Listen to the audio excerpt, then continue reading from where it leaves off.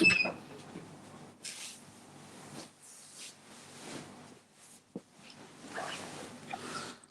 baik. Bismillahirrahmanirrahim. Assalamualaikum warahmatullahi wabarakatuh.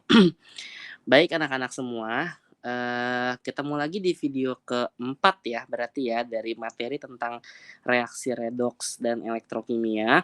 Nah, hari ini, Pak Budi akan mengajarkan kalian bagaimana caranya menyetarakan reaksi redoks. Nah, menyetarakan reaksi redoks itu sendiri ada 2 cara, ada dengan metode Bilox atau bilangan oksidasi dan metode, setengah reaksi atau nanti metode ion elektron ya, melibatkan elektron.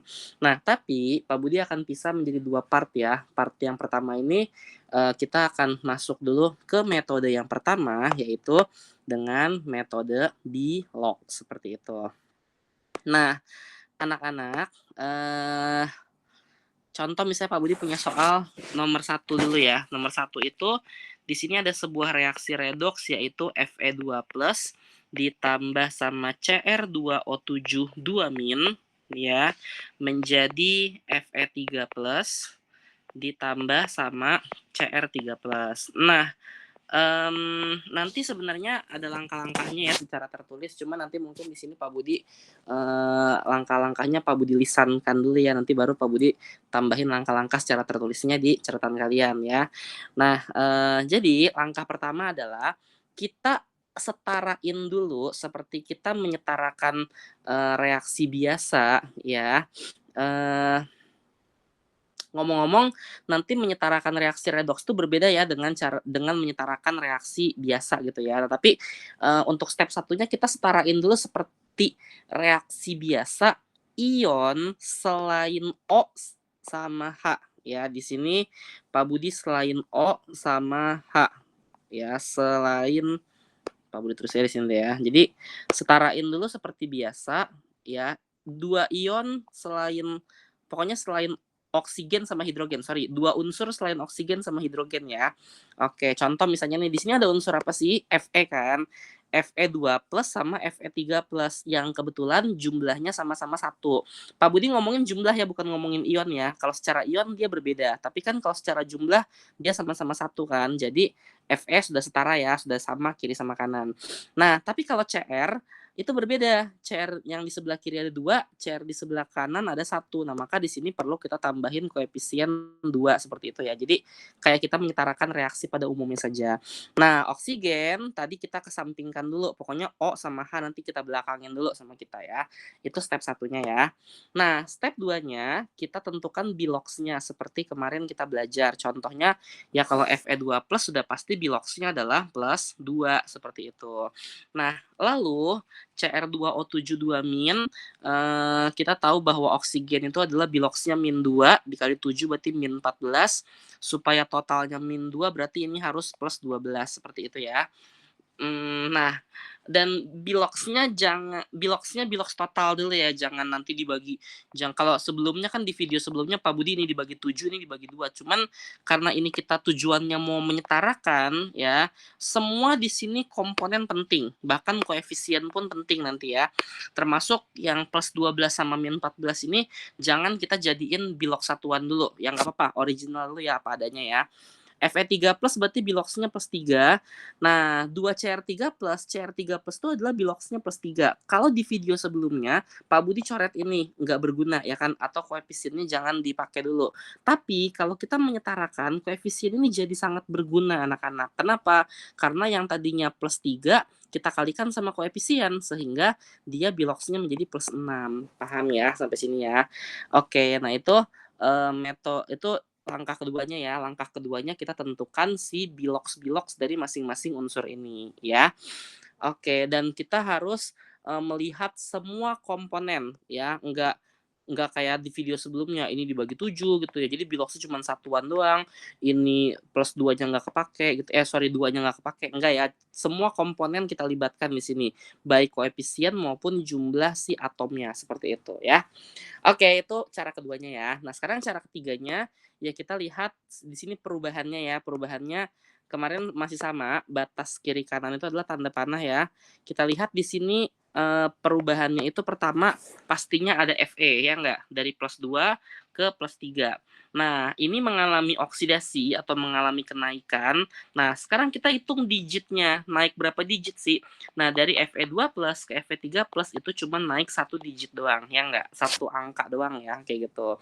Nah, terus kita juga di sini ngomongin si CR itu memiliki Bilox +12, di sini +6. Nah, dari +12 ke +6 itu mengalami penurunan ya sebesar 6, betul kan? Turun 6 kali, seperti itu. Nah, anak-anak, angka 1 sama angka 6 ini jadi komponen yang sangat penting ya, karena kalau Pak Budi bilangnya ini adalah faktor pengali ya. Nah, berikutnya anak-anak, kita kali silang. Kali silang yang Pak Budi maksud itu apa? Di sini Pak Budi sengaja ya, ada warna biru, ada warna merah. Nah, unsur-unsur atau senyawa-senyawa atau komponen yang Pak Budi kasih warna biru, nanti kita kalikan 6, kita kalikan angka yang warna merah. Dan sebaliknya, unsur-unsur atau komponen atau senyawa yang Pak Budi kasih warna merah, nanti kita kalikan 1, ya, kita kalikan sama yang warna biru, kayak gitu ya. Jadi kalau gitu yang merah dulu ya. Yang merah itu kan 6 angkanya, kita kalikan ke yang warna biru. Kita kalikan sama apa? Sama koefisiennya ya. Kali 6, ini dikali 6 ya.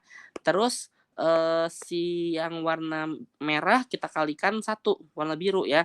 Dikali 1, dikali 1. Apa yang dikali? Koefisiennya ya. Berarti di sini kan sebenarnya ada angka 1 kan, ya enggak? Ini ada angka 1, ini ada angka 1, ini ada angka 1, ini ada angka 2 ya. Oke. Jadi 1 dikali 6 berarti menjadi 6 Fe2+, seperti itu. Ditambah sama 1 dikali 1 tetap 1 ya, yaitu Cr2O72- menjadi 6 dikali Fe3+, jadi 6 Fe3+, ditambah sama 2 Cr3+, seperti itu. Paham ya? Ini step ke-4 ya, yaitu kali silang. Nah, step kelimanya anak-anak, ini kan secara jumlah semuanya udah sama nih ya. Contoh nih, kita lihat ya. Fe udah sama-sama 6, Cr udah sama-sama 2. Nah, oksigen nanti ya belakangan ya. Kita di sini tugas kita kalau menyetarakan redoks itu bukan cuma menyetarakan jumlah, tapi kita juga menyetarakan muatan. Ya. Nah, sama kayak tadi ya, batasnya antara kiri sama kanan itu adalah tanda panah. Yuk kita lihat muatan yang ada di sebelah kiri ya. Nah, pertama kita punya 6 Fe2+. Caranya adalah muatannya kita kalikan sama koefisien. Sehingga muatan dari 6 Fe2+ adalah +12 seperti itu ya. Nah, ini juga sama ya. Ini nanti kita kalikan si Biloxnya sama koefisien, ini kita kalikan sama koefisien, ini kita kalikan sama koefisien. Sehingga yang Cr2O72- cuman -2 saja, ini jadi +18, ini jadi +6, seperti itu ya. Nah, anak-anak, sehingga total muatan yang ada di sebelah kiri +12 sama -2 adalah +10. Dan total muatan di sebelah kanan +18 sama +6 adalah +24, seperti itu. Nah, sekarang anak-anak, ini tahap kelimanya udah selesai ya, menyetarakan muatan. Nah, tahap keenamnya, karena terjadi perbedaan muatan, di sebelah kiri itu muatannya adalah +10 dan di sebelah kanan muatannya adalah +24. Nah, gampangnya gini, yang kiri kita jadiin sama seperti yang kanan. Jadi +10 kita jadiin +24. Berarti kalau misalnya +10 mau kita jadiin +24, kita harus tambahin dengan +14. Benar nggak? +10 tambah +14 jadi +24. Paham ya sampai sini ya? Artinya di sini anak-anak kita butuh ion positif sejumlah 14. Nah, di sini Pak Budi kasih catatan ya. Ini tergantung kebutuhannya, ya, tergantung kebutuhannya. Kalau dia butuhnya sebuah ion positif, kita tambahin berupa ion H+, ya, seperti itu. Kalau dia butuhnya ion negatif, ya kita tambahinnya adalah ion OH-. Dengan kata lain, ion H+ itu merupakan sebuah asam ya. Nah, ion OH- itu merupakan sebuah basa. Sebentar ya. Ini pensil Pak Budi habis. Sambil ngecas ya bentar. Habis. Nah, ini kita cas sama kita. Oke. Nah,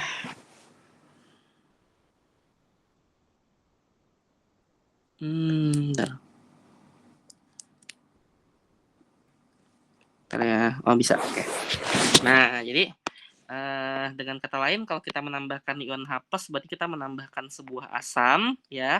Kalau kita nambahin ion OH- berarti kita nambahin sebuah basa. Nah, karena tadi kita membutuhkannya adalah membutuhkan ion plus 14, berarti kita butuh ion positif.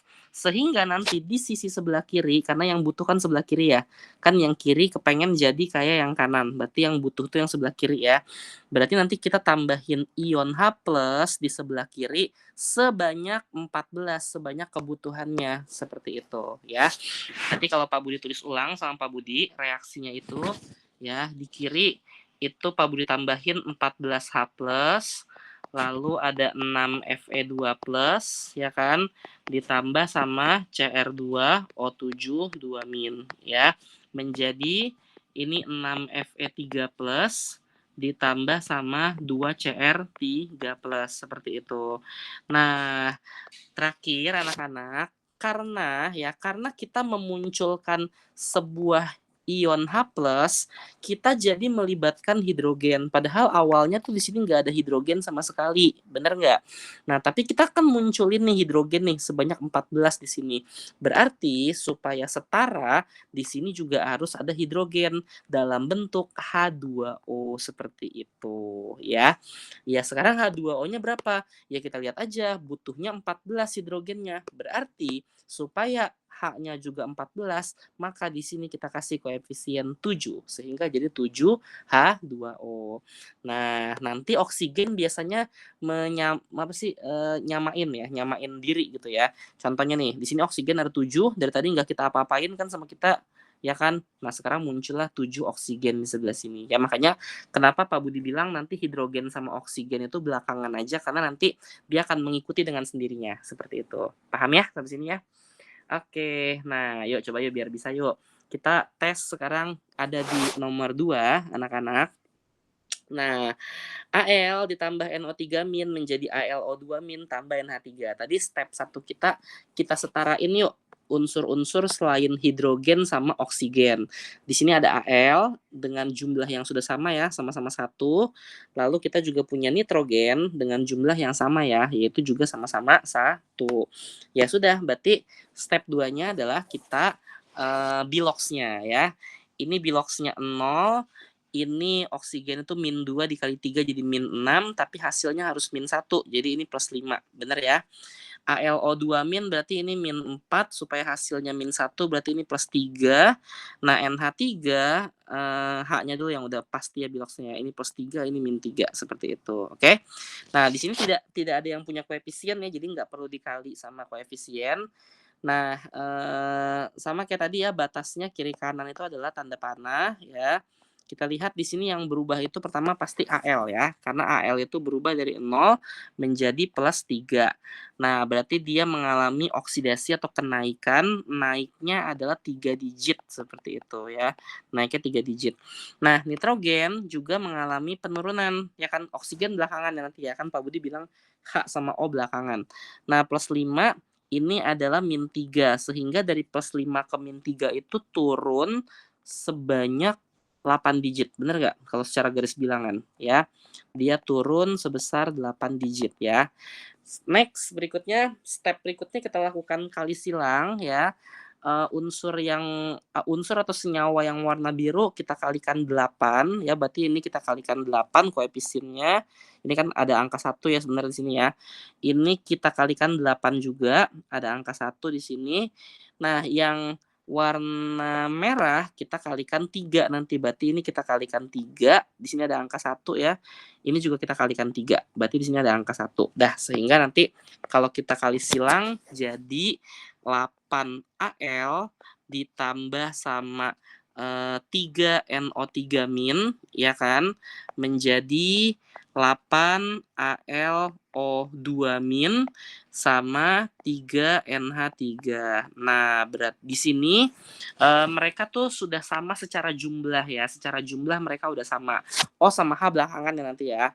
Oke, N-nya sama Al udah sama secara jumlah. Yang belum sama adalah muatan ya. Jadi kita harus samakan muatannya. Ingat ya, tadi muatan itu caranya adalah muatan dikali koefisien. Nah, karena AL ini tidak punya muatan, anak-anak ya. Oh, sebentar kok tiba-tiba mati nih inian Bapak nih. Bentar ya. Waduh, hilang nggak ya? OSA ya, OSA, reaksi redoks dan elektrokimia. Semoga nggak hilang. Oke, nggak hilang ya. Nah, ini kita kalikan ya. Jadi muatan dikali koefisien, ya kan? Ini kali koefisien, ini dikali koefisien, ini juga dikali koefisien. Nah, karena AL itu tidak punya muatan, berarti kita anggap muatannya 0.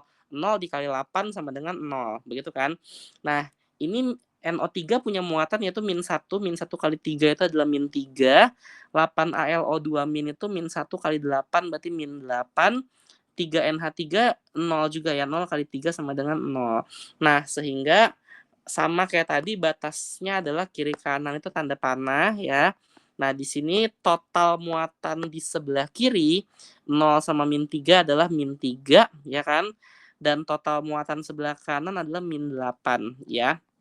Nah, berarti sekarang anak-anak terjadi ketidaksamaan. Di sebelah kiri -3, di sebelah kanan -8. Nah, maka yang kiri harus ngikutin yang kanan. Ya, harus ngikutin yang sebelah kanan. Nah, -3 supaya jadi -8 berarti di sini dia butuh -5. Ya enggak? -3 tambah -5 jadi -8 kan. Nah, karena di sini kita itu membutuhkannya adalah ion negatif, anak-anak ya. Nah, berarti nanti kita butuhnya adalah ion OH- atau basa gitu ya. Nah, di sini berarti di sini kita tambahin OH- ya. Pak Budi tulis ulang ya sama Pak Budi ya. Sebelah kiri nambah OH- sebanyak 5 ya, karena butuhnya 5. Berarti 5 OH- ditambah sama 8 Al ditambah sama 3 NO3-. Nah, di sebelah kanannya masih sama yaitu 8 AlO2- ditambah sama 3 NH3. Nah, kemudian step berikutnya tadi kalau kita berkaca dari yang di atas, kita itu perhatikan hidrogennya ya. Ini 14, ini supaya 14. Nah, anak-anak, di sini kita hitung yuk jumlah hidrogennya yuk. Di sebelah kiri kita punya 5 OH-, berarti kita punya 5 hidrogen. Benar kan? Nah, tapi di sebelah kanan, kamu jangan salah, dia juga sudah punya hidrogen, ya enggak? 3 dikali 3, 9, kayak gitu ya. Jadi di sebelah kiri itu dia sudah punya hidrogen sebanyak 5, di sebelah kanan dia sudah punya hidrogen sebanyak 9. Nah, kalau Pak Budi tanya sama Pak Budi, siapa yang membutuhkan yang di sebelah kiri apa yang di sebelah kanan? Yang membutuhkan yang di sebelah kiri, ya enggak? Dia butuh 4 lagi supaya jadi 9, ya kan? Jadi penambahan H2O itu enggak selamanya harus di sebelah kanan. Ya, mungkin nanti kalau kamu ke bimbel atau kemana, pasti guru kamu nanti ngajarin H2O itu harus sebelah kanan gitu ya. Tapi enggak ya sebenarnya. Ini tergantung kebutuhan sebenarnya. Kayak gitu. Karena butuhnya 4 di sebelah kiri, ya berarti kita nambahin H2O-nya pun adanya di sebelah kiri seperti itu. Sebanyak berapa? Ya sebanyak 4. Berarti di sini 2 H2O. Paham ya? Nah, inilah penyetaraan reaksi dari soal nomor 2. Dan kita perhatikan ya di sini ya, bedanya soal nomor 1 sama soal nomor 2. Soal nomor 1 tadi kita membutuhkan ion positif, benar nggak? Nah, sehingga yang muncul itu adalah ion H+, ya kan? Sehingga soal nomor 1 berarti reaksi redoks itu, nih Pak Budi, agak ke bawah ini sama Pak Budi ya. Nah, reaksi redoks yang pertama itu dia akan berlangsung dalam suasana asam. Maksudnya apa? Jadi di laboratorium kalau kita mereaksikan si Fe sama si Cr2O7 ini ya, kita tuh membutuhkan sebuah katalis asam ya. Entah itu H2SO4 gitu ya atau HCl ya, misalnya yang lebih umumnya misalnya H2SO4 ya. Jadi harus ditetesin sama H2SO4 baru nanti dia itu bisa terjadi atau bisa berlangsung reaksi redoksnya seperti itu ya. Nah, tapi kalau misalnya soal nomor 2 yang muncul di akhir itu adalah ion OH-, bener nggak? Nih, ion OH-. Nah, maka dari itu anak-anak kita nanti reaksi nomor 2 ini berarti berlangsung dalam suasana basa. Artinya apa? Berarti nanti kalau kita mau melangsungkan reaksi redoks yang nomor 2 itu harus kita tambahin basa, contohnya misalnya NaOH kayak gitu ya, baru nanti reaksi itu akan terjadi seperti itu. Karena kalau kita tukar sama kita, misalnya yang nomor 1 kita kasih basa, yang nomor 2 kita kasih asam, reaksinya tidak akan pernah bisa terjadi atau tidak akan bisa berlangsung seperti itu.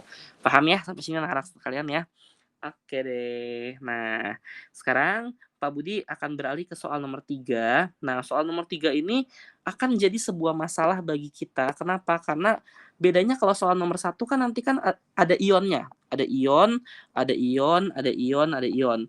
Soal nomor 2 juga masih ada ionnya ya. Nih ada ion, ada ion, ada oke, ionnya cuma 2 doang kan. Nah, kenapa Pak Budi bilang ini jadi masalah anak-anak? Karena di sini sama sekali tidak ada ionnya. Benar nggak? Semuanya dalam bentuk senyawa atau molekul ya. Nah, nanti permasalahannya adalah ketika ada di step ini ya. Kalau nanti tidak ada ionnya, pasti semuanya akan 0, 0, 0, 0, 0 begitu ya. Ini kan semuanya 0 semua nih. 0, 0, 0, 0, 0, 0 sehingga kita tidak bisa menentukan perlu ditambahin H plus apa perlu ditambahin OH min. Ngerti ya maksud Pak Budi ya? Nah, maka anak-anak, kalau nanti kamu ketemu soal seperti nomor 3, kita jangan langsung menyetarakan atau jangan langsung kerjain. Nah, kita harus lakukan dulu eliminasi, bahasa Pak Budinya adalah eliminasi ya, terhadap komponen-komponen yang ada di sini. Nih Pak Budi kotakin ya sama Pak Budi. Warna biru nih. Nah, terhadap komponen-komponen yang ada di kotak warna biru. Contoh nih misalnya nih ya, MnO2. Ya, MnO2. Nah, MnO2 itu kita lakukan pengionan dulu ya. MnO2 itu adalah sebuah oksida ya, di mana dia itu tidak bisa terion ya. Kalau misalnya dia ya pokoknya dia nggak bisa terion ya kalau sebuah oksida ya. KClO, tapi kalau KClO3 bisa kan? Ini bisa kita ion jadi ion K+ sama ion ClO3-. Benar kan? Nah, KOH juga bisa kita ionkan sama kita. Ini basa ya. Jadi K+ sama OH- ya kan. Nah, terus berikutnya adalah K2MnO4, K2MnO4 ya. Ini jadi K+ sama jadi MnO42- ya kan. Terus berikutnya ada KCl. KCl itu adalah K+ sama Cl-. Dan terakhir adalah H2O. H2O itu tidak bisa kita ionkan ya, atau ya dia tetap akan jadi air gitu ya. Nah, yuk kita eliminasi sama kita. Pertama, yaitu kita mengeliminasi bilox yang tetap. Nah, kalau kita perhatikan anak-anak, di sini bilox apa yang sudah tetap? Pastinya adalah ion K+. Bener nggak? Sehingga ini kita coret aja sama kita. Ya, jadi kita biar nggak ngeganggu gitu ya. Kalau bahasa Pak Budinya tuh biar nggak ngeganggu kayak gitu. Nah, anak-anak sekalian, misal ya, contohnya misalnya nanti ada soal seperti ini. Atau entar aja. Nanti Pak Budi kasih contoh soal yang berbeda. Cuman ini kita selesaikan dulu ya biar fokus kita nggak keganggu gitu ya. Next, berikutnya asam. Adakah ion H+ di sini? Tidak ada ya. Berikutnya basa. Adakah ion basa atau ion OH-? Ada. Coret ya. H2O terakhir. Ada nggak? Ada. Coret. Seperti itu. Sehingga hasil dari coret-coretan kita menyisakan satu dia yang belum kita apa-apain. Bener nggak? Terus menyisakan ClO3-, lalu menyisakan di sebelah kanannya adalah MnO42- dan menyisakan Cl-. Sehingga sisanya kita tulis ulang yuk. Ini tanda panah ya di sebelah sini ya. Sebelah kiri itu menyisakan MnO2 dan menyisakan ClO3-. Di sebelah kanan itu menyisakan MnO42- dan menyisakan Cl-. Nah, kalau udah nyampe sini baru kita ke step yang sebelumnya ya.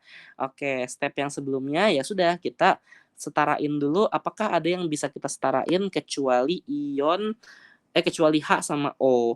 Kebetulan di sini Mn-nya udah sama, Cl-nya juga udah sama ya jumlahnya ya. Jadi di sini kita tinggal biloxnya aja. Ini berarti -4 ya, ini +4 ya kan. Ini -2 dikali 3 -6, ini berarti +5 ya. Lalu ini -8, ini +6, ini -1. Nah, seperti itu ya. Oke, dah yuk.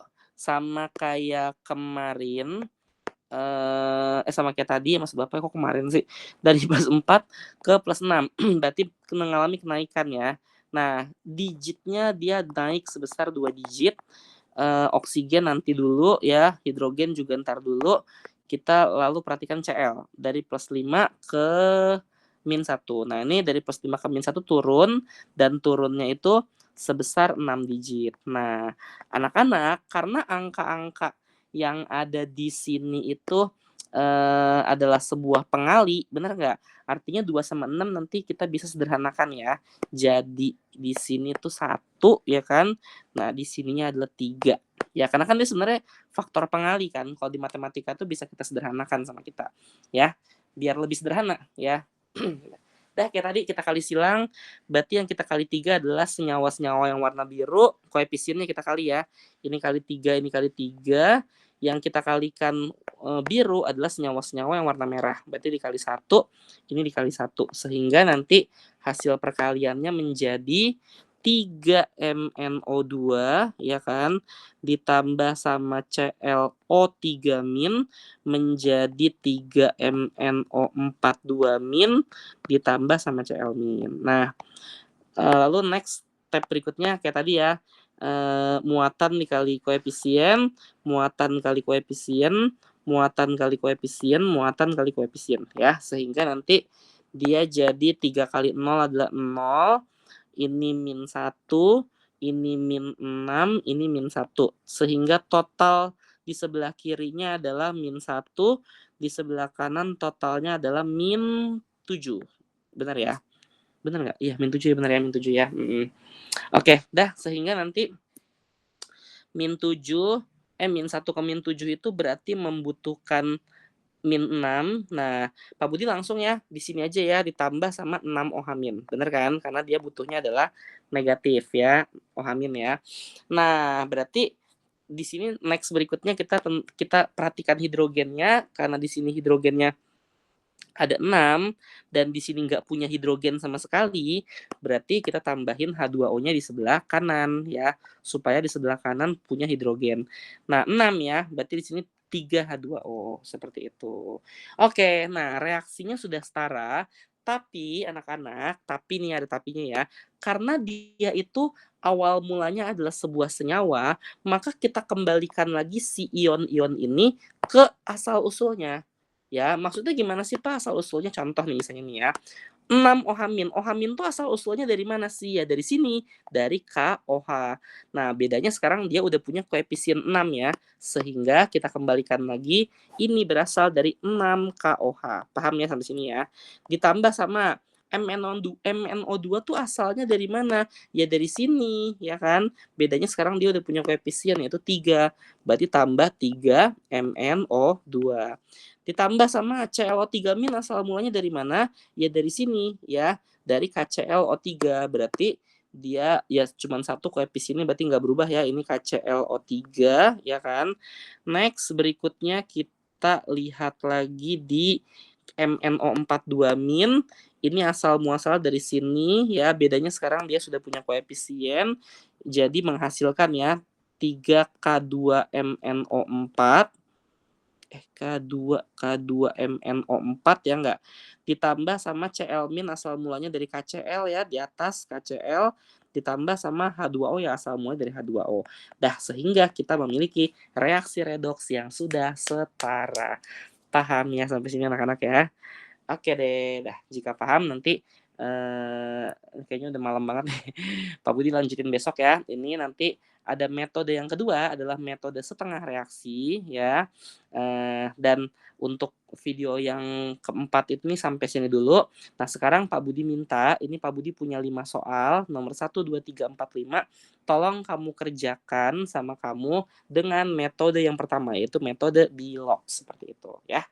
Oke, mungkin ini yang bisa Pak Budi sampaikan di pertemuan pada malam pada malam lagi. Ya pada video kali ini ya kok nggak usah disebutin lah ya pagi sama malamnya ya. Pak Budi tutup, kurang lebihnya mohon maaf ya. Wabillahi taufiq wal hidayah. Assalamualaikum warahmatullahi wabarakatuh. Kita matiin.